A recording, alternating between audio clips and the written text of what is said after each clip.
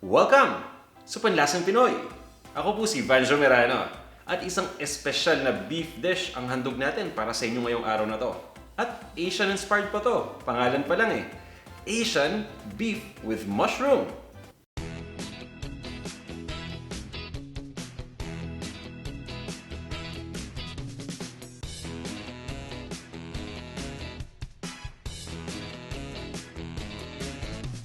Ito yung mga ingredients na gagamitin natin para sa dish natin ngayon.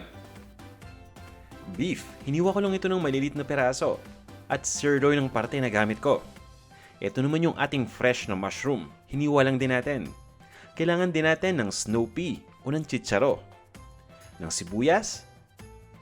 Kailangan din natin dito ng minced na ginger o na luya, ng cooking wine, toyo o soy sauce, at ng garlic powder. Siyempre, para pampalapot, kailangan din natin ng cornstarch. Gagamit din tayo dito ng beef broth, ng ground black pepper, at ng mantika. At ito naman yung kumpletong listahan ng mga ingredients na yan. Sinama ko na rin yung sukat ng bawat isa nang sa ganun mapadali yung pagbili ninyo. Kunin nyo lang yung screenshot nito sa inyong mga cellphone. Punta na sa palengke o sa supermarket at mas mapapadali ang pagbili natin.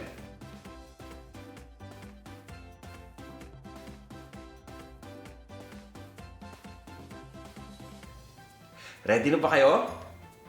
Alam niyo ako, ready na. Kaya tara, samahan niyo na ako magluto. Kailangan muna nating ibabad itong beef. Pagsasamahin natin yung beef, yung toyo o yung soy sauce.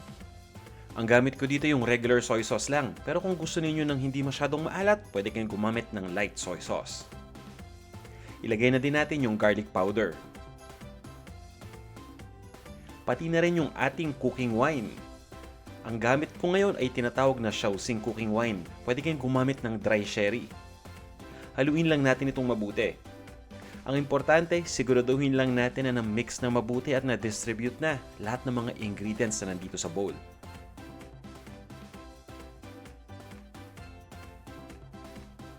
At pagkatapos niyan, ay papabayaan muna nating ma-marinate o maibabad yung beef dito sa bowl ng at least 10 minutes. Pero mas matagal, mas maganda para mabigyan ng konting time yung beef na ma-absorb lahat ng mga ingredients para mas maging malasa ito. After nating ma-marinate yung beef, pwede na natin itong lutuin. Magpapainit lang tayo ng mantika sa isang wok o sa isang pan.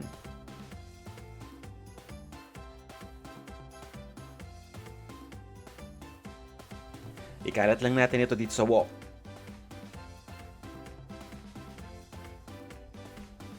At lutuin na natin yung luya.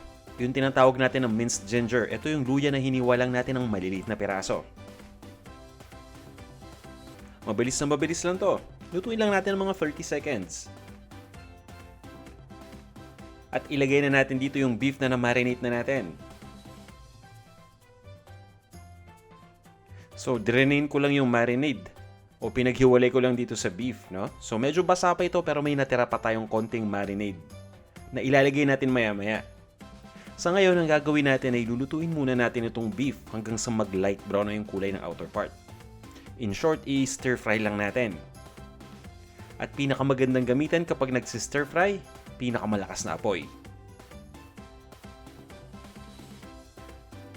Mapapansin niyo sa kalagitnaan ng pag-stir fry ninyo, unti-unting lumalabas yung liquid. Natural lang yan. Galing yan sa beef.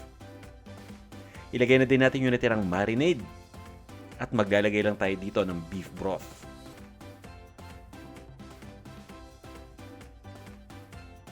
Pabayaan lang natin kumulo yung liquid na nandito sa ating wok. At pagkatapos nito, itutuloy lang natin ang pagluto hanggang sa tuloy na mag-evaporate yung liquid. Mas magiging malambot yung beef kapag ginawa natin ito.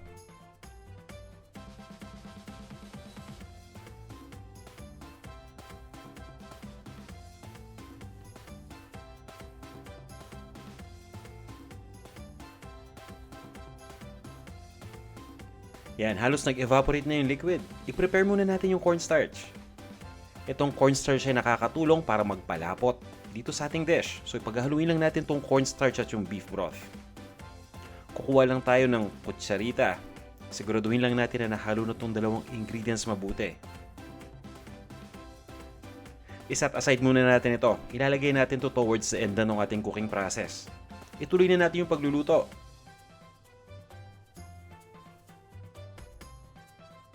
Haluin ko lang at halos talagang tuyong-tuyo na, no? Halos nawala na yung liquid. Pwede na natin ilagay dito yung sibuyas.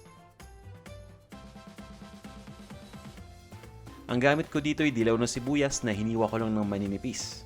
Pwede kayong gumamit ng puting sibuyas. Pagkalagay natin ng sibuyas, lulutuin lang natin ito ng mga 1 minuto. So ito na yung sibuyas, ilalagay ko na.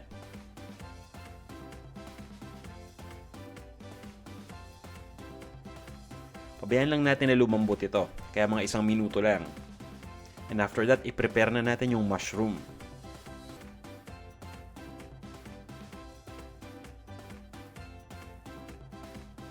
Ito na yung ating sliced na fresh mushrooms. Pwede kayong gumamit ng white mushroom, ng creamy mushroom. Pwede rin kayong gumamit ng button mushroom.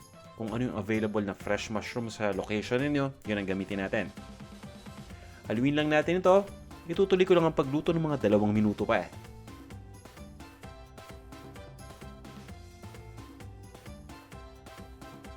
At ilalagay ko na yung chicharo. Yung tinatawag natin na snow pea. I-stir fry din natin ito with the rest of the ingredients na nandito sa wok.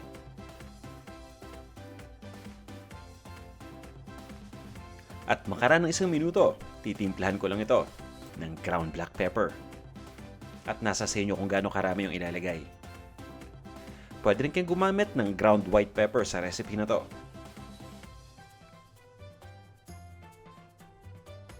At contrary dun sa regular stir-fry dishes, gusto ko para dito yung may konting sabaw. Kaya naman nagdadagdag ako ng beef broth. So ilalagay ko na dito yung ating beef broth. Yan, para may konting sabaw. At pabayaan lang natin na kumulo yung mixture. At mas maganda kung malapot ito. Kaya naman ilalagay na natin yung cornstarch na hinalo natin kanina dun sa beef broth din. Mapapansin niyo na unti-unti na itong lalapot habang niluluto.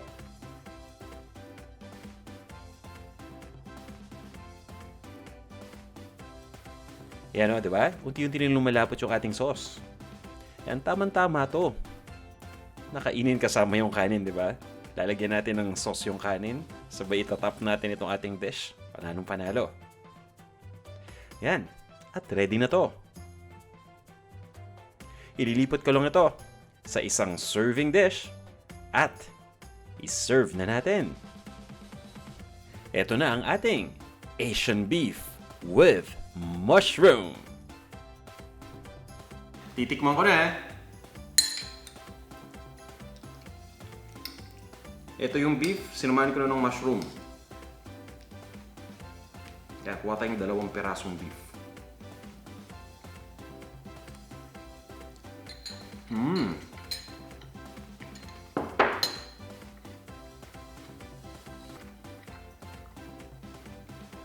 Wow. Malambot, malasa, at masarap. Yun yung masasabi ko. Kanin na lang ang kulang. Lalarga na to. Kaya sana subukan nyo itong ating recipe. Highly recommended, guys. So, panalong panalo. Isa pa. Isa pa. Gusto ko yung lasa. Lagyan natin ng snow pea.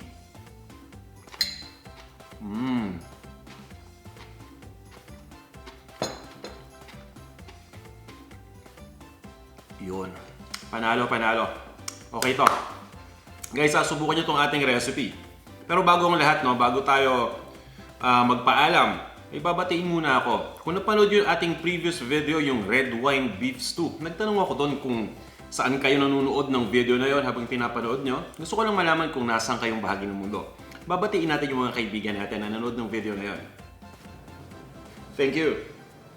Yan, eto na sila. May tagabot pa, no? Hello kay J-Max Amateur Kitchen. Kay Dorendina Saraga ng Tuguegarao City. Hello kay Jessica Dinero. Si Jessica ay taga Catbalogan, Samar. Si Jackie Penar naman ay taga Makati at matagal na daw siya nakasubscribe dito sa Panlasang Pinoy. Hello kay Jam Corn. Si Jam Corn ay taga Seattle, Washington.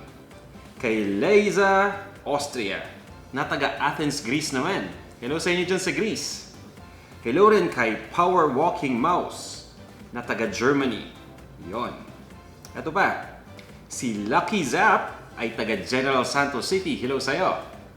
Hello rin kay Amy McCoggerty, na taga Northern Ireland. Kay Rebecca Tortusa ng The Netherlands. Kay Mark Salazar. Si Mark ay taga General Santos City. Si Francisca Inoceda ng Hong Kong.